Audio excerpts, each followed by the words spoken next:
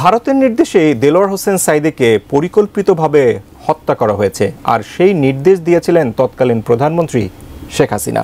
মোদিকে খুশি করতেই তিনি তাকে পরিকল্পিতভাবে দুনিয়া থেকে সরিয়ে দিয়েছেন বলে দাবি করেছেন তার ছেলে মাসুদ সাঈদী।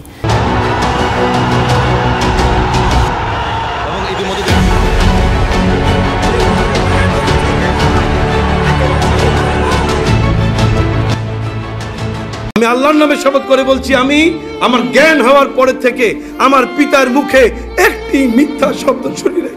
এদিকে আল্লামা দেলোয়ার হোসেন সাঈদীর মৃত্যুর রহস্যজনক তথ্য সামনে আসে, যা শোনার পর আপনার চোখ পালে উঠে যেতে পারে।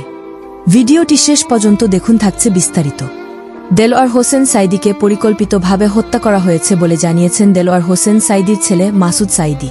তাদের বিরুদ্ধে যুদ্ধাপরাধের অভিযোগ ছিল নাটক, মূলত ভারতের আগ্রাসনের বিরুদ্ধে বিরোচিত ভূমিকা রাখার জন্য তাদেরকে পরিকল্পিতভাবে হত্যা করা হয়েছে। মাসুদ সাঈদী আরও বলেন, সবকিছু শেখ হাসিনা পরিকল্পিতভাবে ভারতের নির্দেশে আল্লামা সাঈদীকে হত্যা করেন। এদিকে আবার আল্লামা দেলোয়ার হোসেন সাঈদীর মৃত্যুর পরে সাঈদী ভক্তরা বলেন, হত্যাকাণ্ড করা হয়েছে। এই জালিম সরকারের বিরুদ্ধে আপনারা সবাই একতা করতে দাও। ইচ্ছা করে মারা হয়েছে, সবাই ইচ্ছা করে করা হয়েছে সাঈদী সাহেবকে, করা হয়েছে সাঈদী সাহেবকে। আমরা এদের বিচার চাই, বিচার চাই, আল্লাহর কাছে বিচার চাই। আল্লাহ দেখতেছেন, এবং আজকে কিন্তু একটা ভূমিকম্প হয়েছে 5.2 মাত্রার, সেটা হয়েছে 8:40 আল্লাহ রক্ষা করুক এই জাতিরে, আর এই জাতিকে বিবেক আল্লাহ উঠাই দেব। আপনারা জানেন ওনাকে যে পরিকল্পিত হত্যাকাণ্ডের শিকার হতে হয়েছে, তার কারণটা কিভাবে? উনি বারবার আগে প্রিভিয়াস টাইমে অনেকবার অসুস্থ হয়েছেন, ওনাকে ট্রিটমেন্ট নেওয়ার সুযোগ দেয়নি,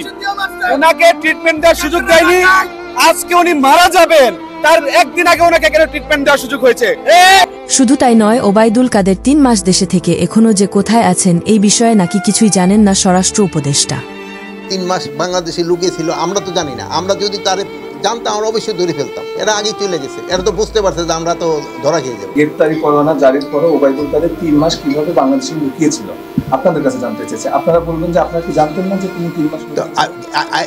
উনি কোন আমাদের স্বরাষ্ট্র উপদেষ্টা সব জানেন, তারপর চুপ করে বসে আছেন কোন সুবিধা নেওয়ার জন্য আমি জানি না।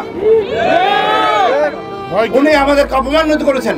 এই বিডিআরকে ধ্বংস করার জন্য ভারত উঠে পড়ে লেগেছিল। বিডিআরের রাইফেল পদক আমি পেয়েছি, আমি জানি আমার বিডিআর সদস্য কতটা গর্বিত সৈনিক। বাংলাদেশের সাবেক মন্ত্রী শেখ হাসিনা দেশ ত্যাগ করার পর আল্লামা দেলোয়ার হোসেন সাঈদীর পরিবারের বড় ছেলে। সাঈদীর সঠিক বিচারের দাবিতে মাঠে নেমেছেন মাসুদ সাঈদী। আমি আল্লাহর নামে শপথ করে বলছি, আমি আমার জ্ঞান হওয়ার পরে থেকে আমার পিতার মুখে একটি মিথ্যা শব্দ শুনি নাই। পিতা হিসেবে দেখিনি, আমি আমার আল্লাহর নামে শপথ করে বলছি, আমি আমার পিতাকে শুধু পিতা হিসেবে দেখিনি, আমি তাকে আমার একজন নেতার নজরে দেখেছি। মাসুদ সাঈদী শেষে বলেন, আমার বাবার সঠিক বিচারের জন্য দেশের মানুষকে পাশে থাকতে হবে, তাহলেই আমার বাবার সঠিক বিচার হবে বলে জানিয়েছেন মাসুদ সাঈদী।